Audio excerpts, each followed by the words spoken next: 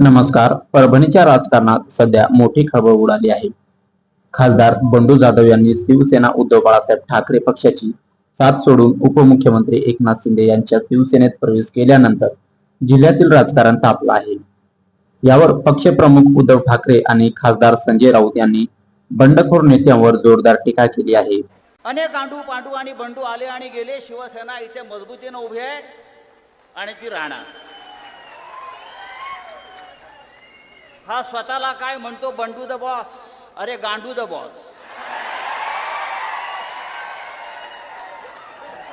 उद्धव ठाकरे यांनी पक्षाशी गद्दारी करणाऱ्यांवर जनताच निर्णय घेईल असे सांगितले असून पक्ष संघटना पुन्हा मजबूत करण्यासाठी ते राज्यभर दौरे करत आहेत.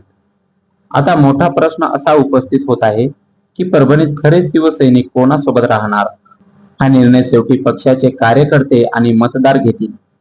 काही कार्यकर्ते उद्धव ठाकरे यांच्यासोबत ठाम असल्याचा दावा करत आहेत, तर काही नेते आणि पदाधिकारी एकनाथ शिंदे यांच्या गटात गेले आहेत. त्यामुळे आगामी स्थानिक स्वराज्य संस्था आणि विधानसभा निवडणुकांमध्ये नेमकी जनतेची भूमिका काय राहते याकडे संपूर्ण महाराष्ट्राचे लक्ष लागले आहे. मित्रांनो, तुमच्या मते परभणीत खरे शिवसैनिक कोणासोबत आहेत, उद्धव ठाकरे की एकनाथ शिंदे? तुमचे मत कॉमेंट्स मध्ये नक्की सांगा. धन्यवाद.